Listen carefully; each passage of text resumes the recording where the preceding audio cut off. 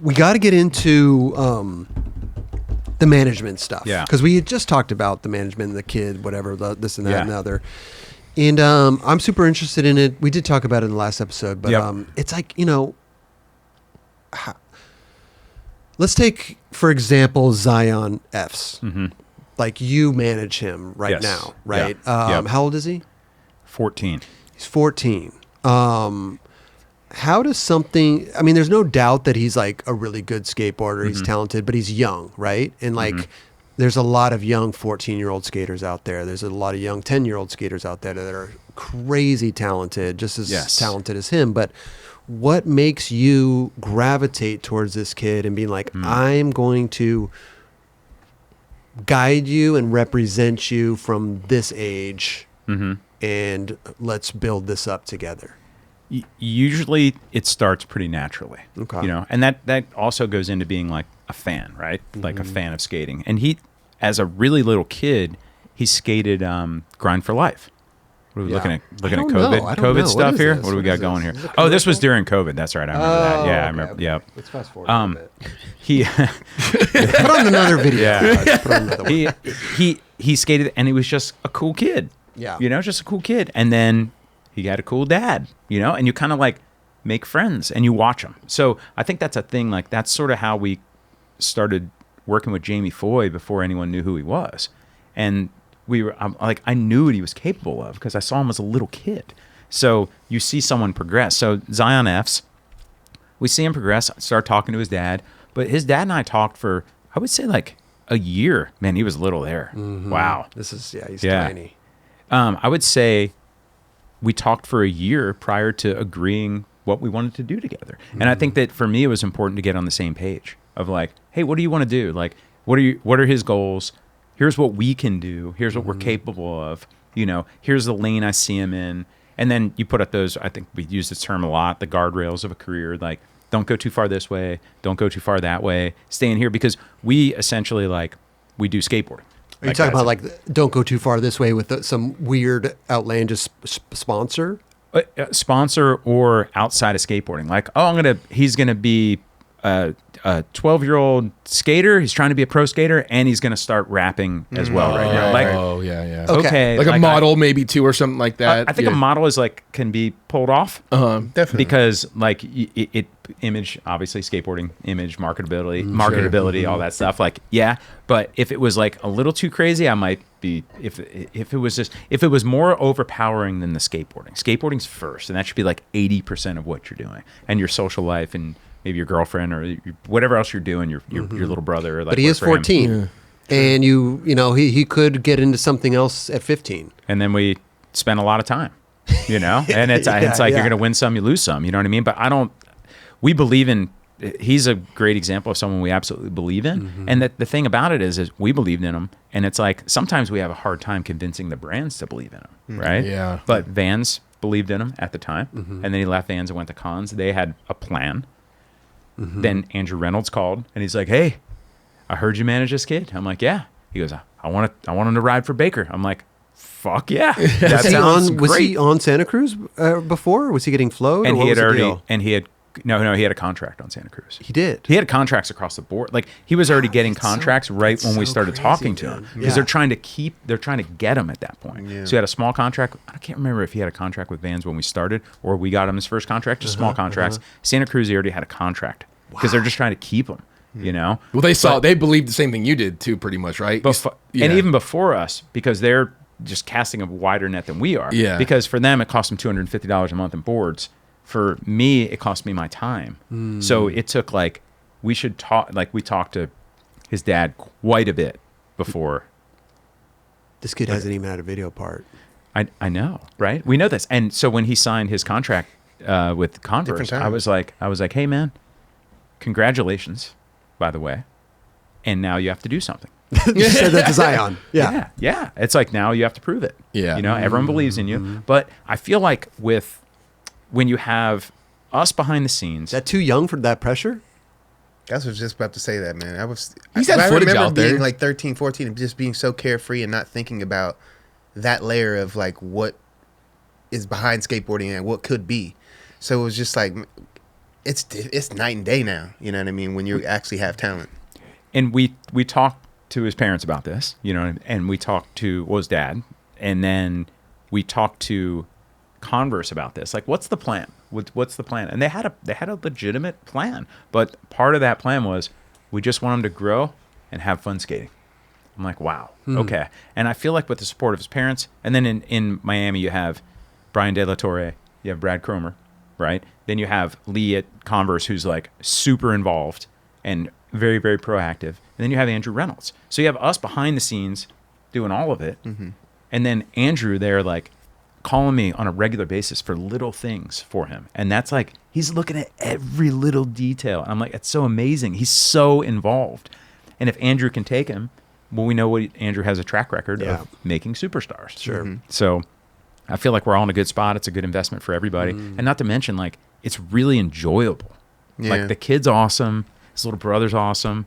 We just did a deal for his little brother, like on some TV show. Oh, wow. Some random. Yeah. It's like, and his little brother has a deal on Converse. Yeah. Wow. Like a contract. What? Yes. And how old is his brother? 10. Wow. 11. Amazing. Yeah. He's a 10. Yeah. And it's like, they wanted him in the shoes. I'm like, well, this is what it'll take. Because the main thing when you're that age, that little, is like, you have to get places. And it's expensive. Sure. You know, it's expensive to get places. So it's like, for little Jax, it was like a small deal just for travel. Okay. And for Zion, he has a real contract, like a legitimate contract. Does he have a contract with Baker? No, we don't sign. No, so that's what I was. That's pretty cool, because that's like, I mean, that's like the one thing you don't. Like, people, like, my mom would always, you need to get an agent. I'm like, there's certain things you need an agent for and certain things you don't. And a board sponsor like that, you don't need it. I don't. But ask, like you were just saying, Santa Cruz is doing contracts, and I think they've been doing contracts. NHS does a contract for everything. Right. Yeah. See, there's like obviously. If you go take a flight with no, I'm kidding. I know, but they're super buttoned up, like very, very professional. The other core brands in the industry do not do contracts. We've never done a contract. No, Girl Chocolate.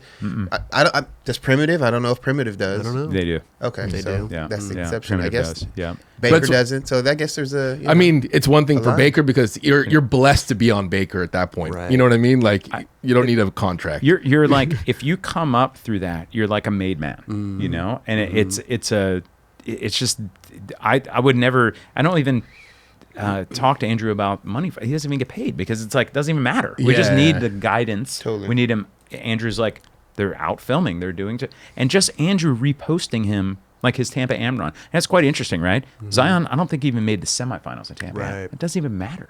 Yeah. That's the beauty of it. Doesn't matter. He stood out when he was skating there. You can just tell, like, oh, this kid's got it. Wow. Hey, when you say got it, we talk about that all the time, and we call it the magic. And everyone's is different, right? So Zion's got this little special feeling that you get from him, and he's a little kid, and he gets you hyped to skate, and that's kind of crazy. Yeah. That's hard to do. That is crazy. Yeah. Yeah, it's not an easy thing to do. I remember seeing him when he was little out there, man. He's definitely come a long way. Yeah, and it's a pleasure the whole way through with them too. So that's a good one to talk about. Yeah, I mean, you work with a lot of like skaters. Some you used to work with, some that you don't work with anymore. Yeah, and like. How is the landscape out there with like agents and stuff like that? Like, I know like a lot of them maybe are they too aggressive in their tactics of trying to get somebody or steal somebody from you, or even just like pitching these skaters the world and then ultimately can't deliver. They're just bullshitting them.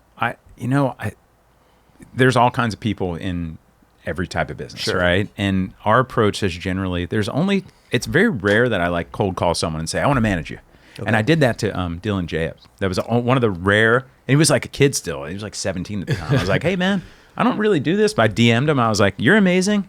I see something special. We should talk. And I worked with him for a few years, not anymore. Okay. And shit happens. It's like, because maybe you don't meet expectations. Someone thinks something's going to happen a certain way, and it doesn't. And maybe that was, and this isn't specific to Dylan, maybe it was talked about, maybe it wasn't. Maybe it was like, well, man, I saw what you did for Jamie Foy. I just figured that's what you're going to do for me. And it's like, well, Jamie's his own special person. Jamie did that. I didn't do anything for Jamie other than orchestrate it all and make it all work together, right? And maybe guide him a bit. But Jamie is the best one to talk about, because Jamie he's done everything right for so long. Hell yeah. And he's just like it's like the best. He's got scenario. a very like analytical mind. He really thinks things through. Super smart. Right. He listens to all the advice. He like has thrown my advice back in my face years later. That I was like, well, you said this, and that's what I'm doing. I'm like, all right, man, I said it. You're right. And I still agree with it, but I adjusted it a little bit. But he's like, yeah, he's confident,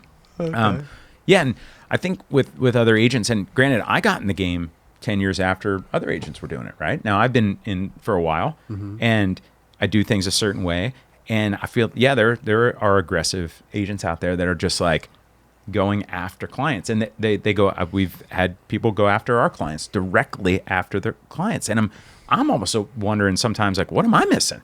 Like, what am I missing? What are you going to do? When you call Nike, it's going to be different than my call? Right. Like, if they're not interested in this skater, how is your phone call different than mine? And maybe you aren't even a skater, but you're going to call. And I've heard some crazy shit that the marketing directors at companies have called me back, like, yo, do you ever talk to this guy? I'm like, yeah. He goes, you wouldn't believe what they just said to me. And it's like off the charts. Wow. And obviously, like as a skater, like you're going to be, I'm a certain way. And we didn't grow up in the era of like raising your hands and cheering and like there's humility there. Right. Sure. And when I call a company up, if I'm talking to Ryan Bobier at Nike, we're already on the same level. I'm not telling you something you don't know. Yeah. Like you already know, like, we manage a shot, right? And we have for a long time. And it's like we went up with a shot through Nike. Right after he won SOTY, we started managing him. It was the following year. And we went up the ladder with him. And it's like, we don't need, when we sit down with Scuba and Bobier, we don't need to tell him how great that a shot's currently the best in the world at everything he like does. Like Bobier would be like, who? Yeah. It's like, you don't need to do that. You're there to like, and a lot of the stuff. Well, you're the same ilk. You're of the same ilk. Exactly. Yeah. Agents from the outside wouldn't work. I just, from my angle, just looking at it, I wouldn't want to work with nobody that's not in skateboarding or doesn't have some type of understanding about skateboarding. But if you're young though, and they're just out there promising you the world, then you're setting yourself up for failure, because at the end of the day, you're going to see how it's not going to work. Right. You know what I mean? Yeah. Like and like it just depends. It depends on your goals too, right? Or maybe you don't even know the difference. Maybe you think your career is the same as a shot. So like you don't, and a lot of the time people don't know the economics of that as well. Like I've had people say to me like, "What?" Super critical of like a brand. Name the brand. I don't even want to name the brand. Like super critical of it. You got them on this, and you make them wear that, and you do. I'm like, listen, and they're just for what? $10,000 a year? I'm like, if you think that we did all that for $10,000 a year, you don't understand the economics of what's going on right now. Okay, like that would be like sometimes people don't. They just don't know. It's like $600 a month, right? And then my cuts, what's that? $75, $80. I'm like, yeah. It's like no, we don't go for that. That's not what we're going for. We're trying to create like. With Zion F's, we want the next shot. That's like obviously that's what we're trying to do. It's like you're trying to create these superstars. And it's the long-term hustle. It's not the short-term hustle. It's definitely long-term. Right. And with a lot of it, we got lucky because they trusted us early on. And that's like our five. Like it's like Felipe, Nora, Jamie, Shad, and Mark Gonzales. Like it's been 10 years with Gons now, and I don't think he had different managers along the way, but he never had like a skater in their management. Understanding. There you go.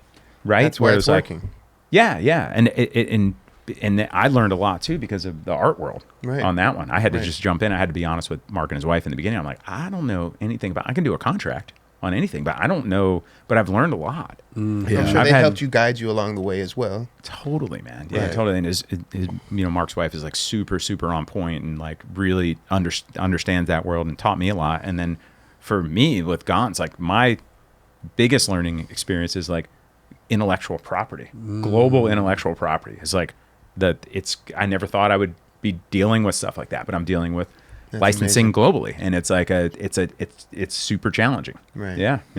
When we were talking about the agents, are we talking about, and you said some of them don't skate. Well, are we talking about like a big agency like CAA or these Hollywood agencies? I think it's all over right now, and it's interesting because you've seen like a exit of agents from Wasserman. Yep. But I feel like then because these big agents, there's not a ton of money in what we do. But is that the enticing thing with some of these skateboarders? Maybe it's like they're being approached by some CAA big time agent and. Hey, there's probably movie deals and this and that. Like they're throwing are for different things. Those are for totally different things that are just not even in the realm of what skateboarding is. But they're being approached by these people. That's fine, and they have to have that understanding that they can't do anything in the skateboard world. Well, I'm just saying sometimes your eyes light up, right? Yeah, it's like your stomach's bigger than you know. Sure, yeah. And it depends on what you're going to do, right? And those 5 skaters that I just named are skaters. Like skaters first and foremost. I mean, Mark is an artist, obviously, but they're skaters first, and they haven't abandoned that, right? So if you take a look at what's Nora do, number one, skates. What's Ashad do? He skates. What's Jamie do? He skates. What's Felipe Gustavo do? He skates. It's like that's what they do. And Mark, you can look at his YouTube channel. He's skating constantly with an iPad sitting there filming himself. He's been skating for a long time, right? And so that's what they do. So and we work with other agents. What I'm trying to say is like they're not going to mess with anything at the core. So even and now Nike's become of the core now, and the New Balances. All these companies are in skateboarding now. So it's like the ones that are not. That's the one I'm trying to talk about. Like you can go deal with all the other things. Like if you want to get photo shoots for fucking Vogue or whatever shit like that, then you can deal with that. Ashad has a separate agent for that we work with cohesively, and it's very a good relationship, and that can happen, and that's a good thing because we're not going to know about a Paris runway and fashion, and we don't, and it comes our way sometimes, and we do it, but like it's hard for me to search that out. It's hard to knock on doors. Like a lot of the time, skaters, the expectations are like, "Yo, can you get me like this?" And it's real hard to do that. Like, I like Nestle. I like Nutella. Dude, there's a great one, right? And you could technically you can find the marketing director of Nutella on LinkedIn and get a call and do this deck and present skateboarding to him and skateboarding 101 and tell him all about it and tell him how great skateboarding is and how great this skater is. And and then they're like, that's super cool. That's not our direction for marketing though, but thank you. And that could have taken you 20 hours to do it. Right. Yeah. So we're almost at a point where if there's no, there has to be a little bit of a contact already, like someone that already knows a little bit. And you guys see it with like Yetis and skateboarding, right? Well, there's a skater there. Yeah. Like it makes sense. Big time. Right? Yeah. So then shout out to Bags. Hell yeah. Bags. Yeah, it's great, right? Yeah. And so you can get in that way, but it's really hard. The cold calls are very, very difficult. You have to have a lot of time to do that. And I always trip out when you see these bigger brands and the skateboarding, they all have skateboarding in their marketing, and it's horrible. And that's where you're like, so bad. How does that get through? Like, you know what I mean? But like, that's why I always like, I remember saying, I want to start an agency that just deals with him. We would try to do, like, obviously, but you never know what's going to happen. It's like, whether it's AARP, I remember seeing like Mike McGill on AARP, maybe. It was like, and that was actually not even that bad from what I remember. But Colonial Pen. Yeah, right. Yeah, but it's really tough to get because it's never represented properly. It's cringy for us. So we're just bad. like, oh, why does this happen? And then your next door neighbor, your cousin's like, hey, did you see that? And you're like, yes, I saw it. It drives me insane. That's not a good representation. That's not what I do. Yeah, it's what was it like Gucci or someone? There's like. The ads they would have, it just doesn't look right. You're like, oh man, that whoever's doing that marketing doesn't know skating. Yeah. But that's always been the case. Yeah. Commercials. Yeah. And there's he's alling over this, a Kool-Aid dude, and you're like, that's not a make. 100%. Like they cut it, the board's falling from the feet, like bad. You know, I trip on was Jimmy Garecki back in the day when he was basically like a consultant for like a Disney show. Oh. Yeah. And he got his homies in there, and he No way. yeah, it was. I remember that, dude. Like Billy Roper and Tony Montgomery. He got like core skaters in on this. They made a bunch of money, but you got to ollie over this. You can't. You had to explain to the producers basically. You can only do it this way. It's funny you say this. We recently did something for like a cruise line in South Florida that they have like skateboarding as part of some like. Sort of like a Cirque du Soleil style. There you go. Buckle up, because with the help of AARP, you can take proactive steps to make the second half of your life as active as the first. They got the right guy, at least. That's No cool. doubt. You know what I mean? They did. And he got a free McGill Skate Shop awesome. plug right there too on his helmet. Nice, right? Yeah. Yeah. Sorry to interrupt. No, that's a good one. Yeah. Raj found that back there. Yeah. So then we passed that along to, it was in Miami or Fort Lauderdale. So we passed it to Danny Fuenzalita. So that works good. You can get a real skater involved. Dude, and Danny, he's done so much over there. Dude, he's great. Love right? Danny Fuenzalita. Yep. He's the man. Yeah. So we can pass that to Danny. He can get himself and other people in consulting it. We did a little bit of consulting, but it wasn't for us. It was like they needed someone there. Yeah. They needed something like someone on, like he can skate, he can tell them what's up, and that works perfect for Danny. That's awesome. But that happens once in a while. But if someone said to me, "Hey, can you get me sponsored by Royal Caribbean?" It's like, no, like I can't. Like, yeah, right. But no. Can I get your? Free you got a cruise? contact over there? Yeah, we can call somebody, but yeah, I mean that it becomes very difficult because you just have to talk them into. Why is this important? You know, totally. And why would your marketing be better? And when you talk to like a giant global company that has nothing to do with skateboarding, is extremely challenging to get them to go. Oh, go ahead. Who got Yuto the Delta deal?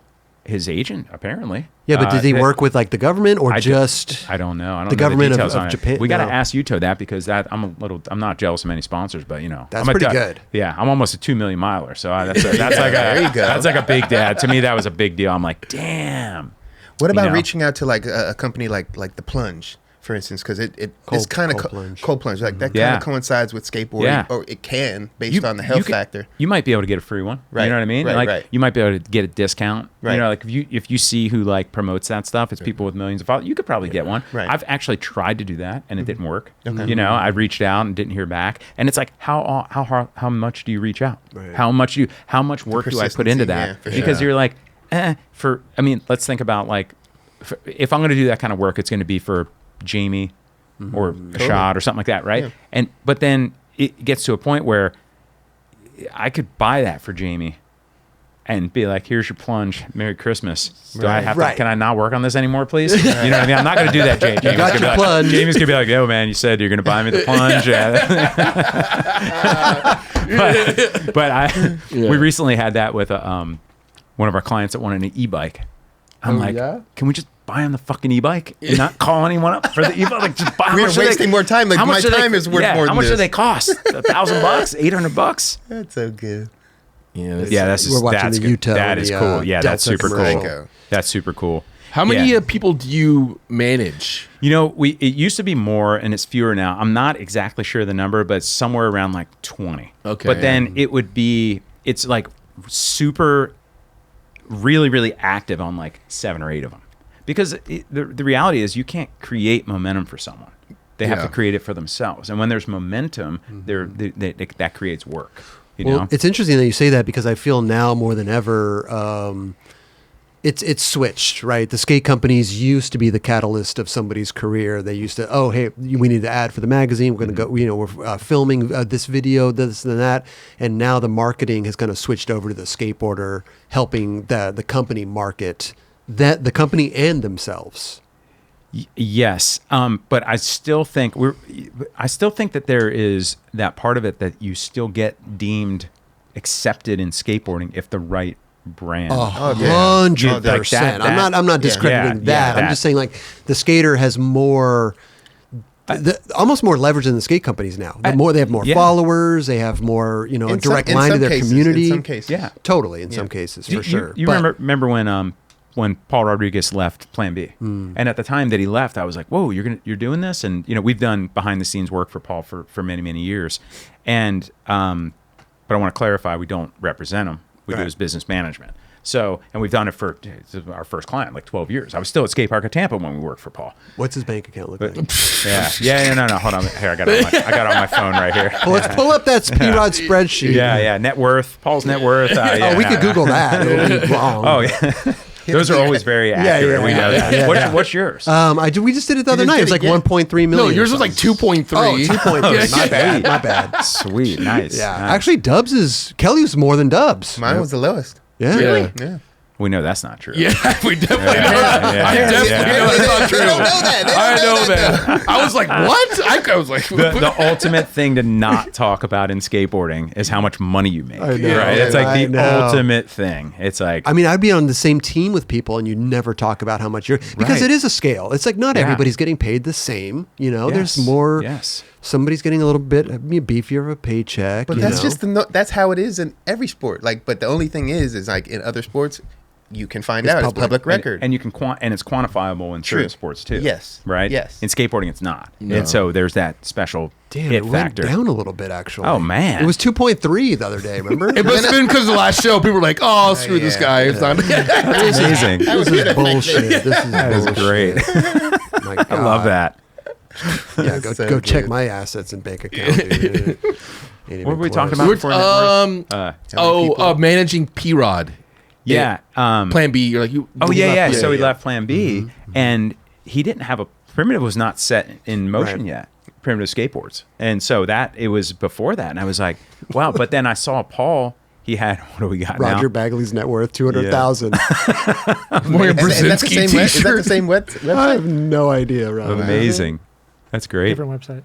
That's fine. What is going on here? But at least I'm a celebrity. Sorry to keep interrupting. I amazing. just thought that was hilarious. We had to pull that up. Well, Paul knew the worth he had. He knew that he had that value to do more than what, and it was cool that he had that insight. And that was also with Heath Brinkley's, personal brand manager at the time, or still is, and president of Primitive Skateboarding. But it's like they had that foresight of like, hey, we're bigger than this alone. And to me, it seemed like I was still in that mentality of like, wait, what?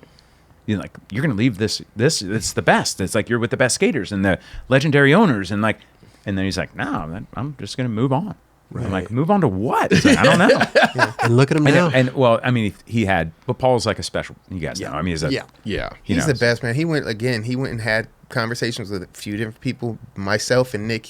He went and had a conversation. We went to sushi, and he brought this up. I was like, really? This is what you're doing? And I was like, well, the only thing you should probably do should be Primitive. That's what Nick and myself said. Cool. So it was kind of cool that he chose that path. Yeah. Yeah. Well, because he already had the shoe store Primitive. Of course. That's why. Yeah. And they just doubled down on that. Double down on what's working.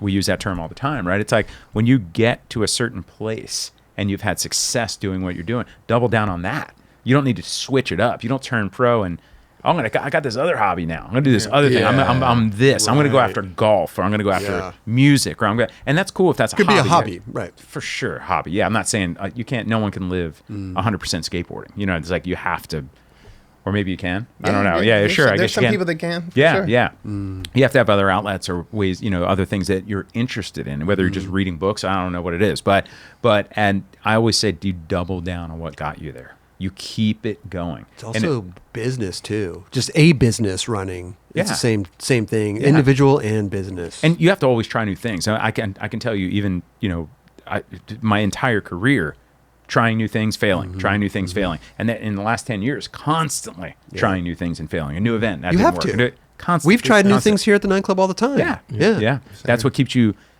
Learn. That's how you're learning. By every time I fail, every time I mess up. I mean, that's I didn't write the book on that, but it's like, we all know that your failures are like, that's when I learned the most. Damn it.